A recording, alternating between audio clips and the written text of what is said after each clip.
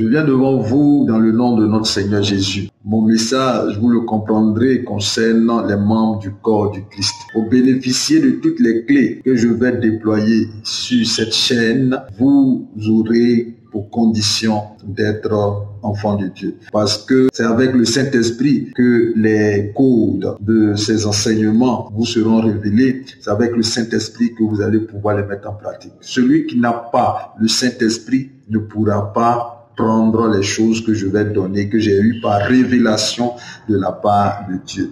Alors, je suis là ce matin pour bénir le Seigneur parce que notre dernière vidéo a eu beaucoup d'écho et que les personnes ont certainement intercédé aussi pour notre jeune frère, l'artiste de Bordeaux, qui a finalement fait sortir le son. Vous serez témoin avec moi maintenant que le temps est venu pour lui de prendre son envol et vous allez voir ce que Dieu va faire dans sa vie. J'avais dit dans la vidéo précédente que il était un signe. Il était un signe parce qu'il y a un réveil ivoirien qui est en train de se mettre en place. Et ce réveil va voir venir une nouvelle génération, mais d'Ivoiriens que j'appelais Ivoiriens nouveaux.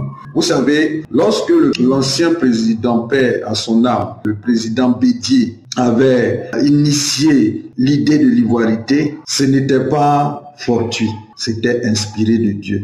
Parce que l'Ivoirien doit retrouver son essence. L'Ivoirien doit retrouver sa dignité. L'Ivoirien doit retrouver sa position initiale, c'est-à-dire en haut. Aujourd'hui, nous sommes en bas, mais l'Ivoirien doit retrouver sa dignité. Et le concept de l'ivoirité va revenir. Je vous le dis, ça va revenir parce qu'on a diabolisé ce concept, mais en réalité, c'est un réveil identitaire. C'est un réveil attaché aux Ivoiriens, les enfants de cette nation qui sont bénis. J'aimerais dire à quelqu'un que si tu es Ivoirien, tu es béni. Si tu es né en Côte d'Ivoire, que tu es Ivoirien, tu es béni. Donc je reviens pour dire que l'Ivoirien nouveau est un fait réel, est une réalité qui va s'imposer à nous, que nous le voulions ou que nous ne le voulions pas. C'est une réalité céleste qui est un décret pris par Dieu depuis toujours pour que cette nation puisse porter véritablement les choses du royaume des cieux. Je suis en train de dire que tout cet acharnement que vous voyez sur la Côte d'Ivoire n'est autre conséquence que la jalousie que lui vouent les forces des ténèbres pour la grâce qui lui a été accordée. Regardez, être ivoirien, c'est une bénédiction. Et je peux voir cette solidarité renaître à travers ce qui s'est passé avec des Bordeaux. Tous les Ivoiriens, vous comprenez, que ce soit des footballeurs de renom, que ce soit des serviteurs de Dieu, que ce soit des frères, mais tous se sont mis ensemble parce qu'on ne voulait pas laisser ce frère-là être humilié de la sorte. Et je bénis le Seigneur pour cela. Je suis très content que nous ayons manifesté cette unité. Vous savez, nos devises en Côte d'Ivoire, c'est union, discipline, travail. Mais regardez, depuis un certain nombre d'années, ces valeurs ont quitté le pays. Je ne suis pas en train de faire de la politique, je suis en train de faire une révision spirituelle des choses. C'est ma fonction, c'est mon rôle. Union, discipline, travail, ce n'est pas fortuit. Vous savez, l'hymne national de la Côte d'Ivoire a été fondé par des serviteurs de Dieu qui ont eu la révélation des choses de Dieu. Et tout ce que la Côte d'Ivoire a pu mettre dans son hymne national est prophétique. Et c'est maintenant que nous allons voir ces choses se réaliser. J'ai déjà fait une vidéo où je décortique effectivement l'hymne national en termes symboliques.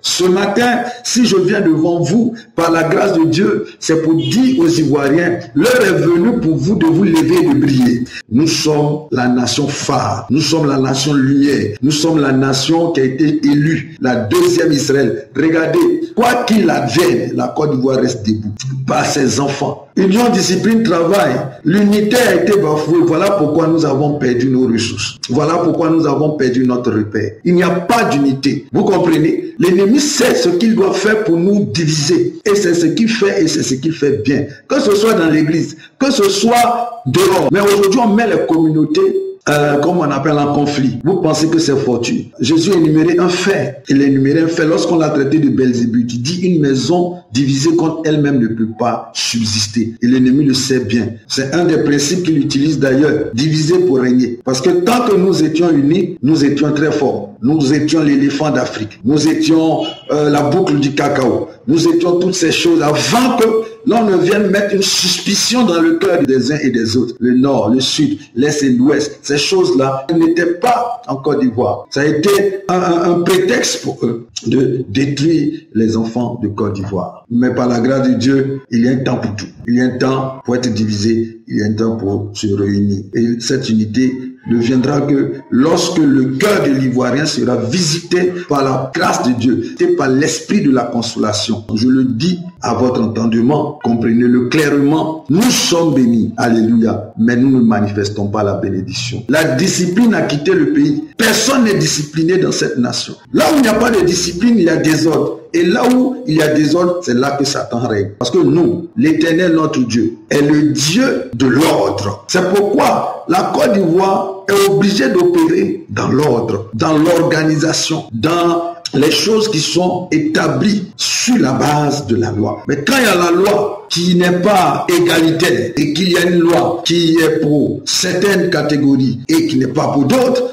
c'est en Côte d'Ivoire que tu as ton terrain, un Libanais peut se lever pour venir prendre ton terrain. Regardez, la Côte d'Ivoire subit une malédiction depuis des décennies. Vous allez comprendre que l'Ivoirien même ne profite pas du territoire ivoirien parce que on a fait des sacrifices et des rituels pour que le sol ivoirien refuse de donner sa nourriture à ses enfants. Pour bénéficier de la Côte d'Ivoire, il faut être étranger. Et c'est un fait. Je fais cette lecture, vous comprendrez. Les Ivoiriens même ont perdu le monopole du foncier rural. Vous allez voir, je ne fais pas de racisme. Je dis des choses pour réveiller mon peuple. Donc, dire à quelqu'un que tu es ivoirien n'est pas une injure. Dire à quelqu'un que tu n'es pas ivoirien n'est pas injure. Il faut que nous comprenions ça. Si nous voulons assumer qui nous sommes, est-ce que je m'adresse aux vrais Ivoiriens? C'est le temps pour nous de se réveiller. Je vous assure que c'est le temps. Beaucoup ont été assoupis, mais un assoupissement diabolique qui a été fait par des pratiques mystiques. Ce que je dis, c'est la vérité. Personne ne peut contester quoi que ce soit dans cette nation parce qu'un esprit de peur a été libéré sur les vies. J'ai fait des vidéos où j'expliquais que j'ai vu des visions où des hommes rentraient dans les maisons pour s'en prendre aux Ivoiriens. Mais on a beau crier en tant que prophète, personne n'écoute. Tout le monde fait ce qu'il veut. Dieu vous envoie des prophètes. Dieu a envoyé le prophète Kakou. Après, Dieu a envoyé d'autres prophètes. Il y a des prophètes de nations. Et puis, il y a des prophètes ordinaires. Il a envoyé Élie Pada. Il m'a envoyé moi. J'ai dû me retirer pour laisser les choses se faire. Mais je suis revenu parce que notre combat est le combat de Dieu. Dans cette nation, on a dit, quand les forces des ténèbres sont arrivées, ils ont dit qu'ils allaient tuer l'Éternel des armées. Vous étiez là, vous avez entendu des choses comme ça. Vous voyez, l'on prospère dans le désordre, dans le blasphème, dans le désordre. Le père fondateur de cette nation a consacré la Côte d'Ivoire, le territoire de cette nation, à l'Éternel. C'est pourquoi il y a bâti, vous comprenez, la basilique Notre-Dame de Yamoussoukro. Et c'est un symbole. Maintenant, si ceux qui viennent s'enlèvent de cette alliance, forcément, d'autres forces vont prendre la place. Vous devez comprendre ces choses-là. En Côte d'Ivoire, si un Ivoirien veut réussir, il est obligé de s'associer avec un étranger. Pourquoi? Parce que la terre de Côte d'Ivoire était maudite pour les Ivoiriens.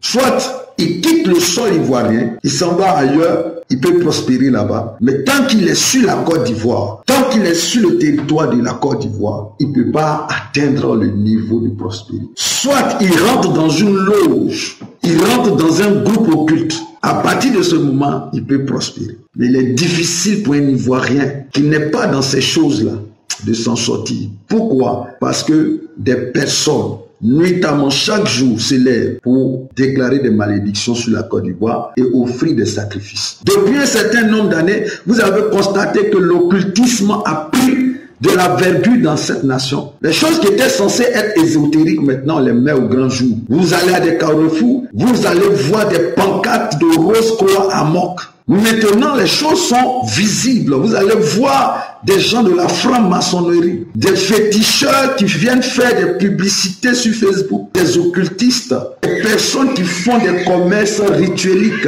Et c'est pourquoi ce matin, je suis venu devant vous pour parler des choses qui concernent le royaume de Dieu sur la terre de Côte d'Ivoire. J'aimerais vous rassurer que vous ne devez pas avoir peur. Il y a un temps pour tout. Il y a un temps pour tout. Il y a un temps pour tout. J'aimerais vous encourager chers Ivoiriens, à vous réveiller. J'aimerais vous encourager, chers Ivoiriens, à faire ce qu'il faut pour que l'Esprit de Dieu commence son travail. Si tu ne te disposes pas, tu ne verras pas. Parce que la saison est libérée. Mais ceux qui vont croire dans les prophètes que Dieu a envoyés, je parle des prophètes. Vous savez, là encore, il y a des défis à relever. Parce qu'il faut déjà extirper du milieu de nous le faux, l'ivraie, pour que paraisse le blé et que Dieu puisse mettre dans son grenier la moisson. Le combat en Côte d'Ivoire est très très sérieux et ça touche l'élite de Côte d'Ivoire. Il y a une génération qui est en train de passer. Je parle de nous, notre génération. C'est à notre tour de jouer. Nos enfants sont devenus la risée de l'Afrique. Nous sommes devenus la risée de l'Afrique. Pourquoi? Parce qu'aujourd'hui, tout ce qu'on met devant nos enfants n'est pas pour les éduquer, mais c'est pour les pervertir. Pendant que ceux-ci, leurs enfants ne sont pas en Côte d'Ivoire. Mais le but de tout ça, c'est qu'un jour, les enfants reviennent pour gouverner les nôtres. C'est pourquoi vous allez voir que le domaine éducatif de Côte d'Ivoire n'est pas ce qu'il était. Si nous autres, aujourd'hui, nous sommes équilibrés, c'est parce qu'il y avait de la rigueur. Mais aujourd'hui, avec l'institution des droits des enfants qu'on nous a imposé, la Bible dit clairement, la folie est attachée au cœur de l'enfant, mais c'est la verge qui l'en délivre. Nous tous là, on nous a tapés. Et c'est pourquoi on est droit. Parce qu'il y a un âge. On a aujourd'hui des enfants homosexuels, des enfants qui se pervertissent dans les salles de classe. Personne n'est venu dans cette nation pour faire son travail par vocation. La corruption et c'est toutes ces choses-là qui sont en train de défigurer la Côte d'Ivoire.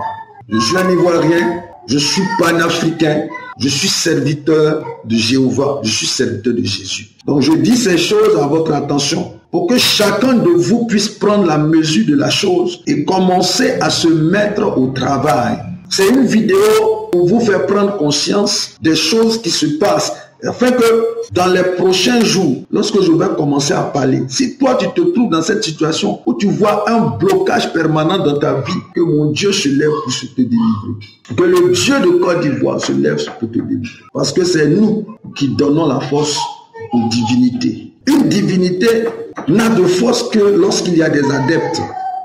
Et tant que les adeptes continuent de lui vouer un culte, il est fort. Mais aujourd'hui, ce n'est pas l'Éternel qui est Dieu en Côte d'Ivoire. C'est autre chose. C'est Mammon, c'est Asmodée. C'est des démons à qui on a vendu la Côte d'Ivoire. Parce que bientôt, il y aura un changement, un bouleversement en Côte d'Ivoire. Vous n'avez pas idée de ce que Dieu est en train de préparer. Je suis né pour parler de la part de Dieu. Si vous êtes chrétien, cette nation vous appartient. J'avais dit dans une vidéo passée que lorsque tout sera mis en place, parce qu'il va y avoir 2 temps, j'avais énoncé ça et puis un autre prophète est venu le dire. J'avais dit il va y avoir 2 temps, des signes que Dieu nous envoie et la restauration sera là. Il y aura l'élection du Côte d'Ivoire, l'élection qui va voir venir. J'avais parlé dans le temps en parabole parce que pour se préserver, il faut être sage. J'avais dit qu'il y a quelqu'un qui allait revenir de l'exil et qu'il allait avoir une transition et que après cette transition, il y aura des élections libres. Vous comprenez? Et j'avais dit ces choses-là. Et un autre prophète est venu pour le dire. Toutes les vidéos sont là, vous pouvez aller les consulter. Vous savez, nous prophètes, nous ne cherchons pas le buzz. Moi prophète, je ne cherche pas le buzz. C'est pourquoi lorsqu'il y a une réalisation d'une prophétie que j'ai donnée, je ne viens pas pour réclamer la gloire. Je ne fais pas de vidéo pour dire telle chose a été réalisée. Non, la gloire revient à l'Éternel. Pour que la chose puisse s'accomplir, il faut qu'il y ait une parole prophétique qui soit libérée. C'est pourquoi on libère la parole. Parce que dans la bouche d'un prophète, la parole de Dieu est puissante. Alléluia. Donc, nous avons ce devoir d'ouvrir les yeux des chrétiens pour qu'ils prennent leurs responsabilités. Et Dieu m'a dit qu'après ce temps, ce premier signe qui marque la transition, le deuxième signe sera l'élection qui verra venir quelqu'un que vous ne connaissez pas, du moins sur l'échiquier politique. Je redis ce que Dieu m'a dit depuis 2018. Dieu a commencé à me donner des prophéties sur la Côte d'Ivoire depuis 2010, avant même les élections. Que Dieu vous bénisse. Chrétiens, chrétiennes, c'est le temps pour vous de vous réveiller. Il y a la doctrine christique et il y a la spiritualité christique. C'est avec la spiritualité christique que que vous allez résister dans cette saison. Quand on parle de christique, n'allez pas voir le mot qui a été sorti de son contexte, parce que christique fait allusion à la stature de Christ. Mais les occultistes, les ésotériques ont enlevé cela pour créer la confusion.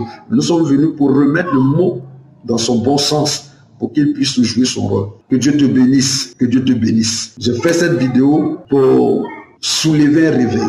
Je suis un prophète de réveil, je suis un prophète de réforme. Les choses que vous avez l'habitude d'entendre, c'est pas ce que vous allez entendre. Je suis un Jean-Baptiste, je suis un prophète de désert. Je suis pas un prophète de palais. Voilà, donc il faut écouter ce que Dieu vous dit, parce que je n'ai aucun intérêt à vous mentir. Je n'ai aucun intérêt à venir dire des choses qui ne sont pas, que Dieu ne m'a pas envoyé dire. Sinon, toutes ces années, au moment où les personnes ont commencé à véritablement me suivre sur les réseaux sociaux, Dieu m'a dit, sors de là. Révérend Guillaume Élie Gracier, pour le Seigneur, pour l'église de Côte d'Ivoire, pour le réveil en Côte d'Ivoire et pour le réveil en Afrique. Que Dieu vous bénisse.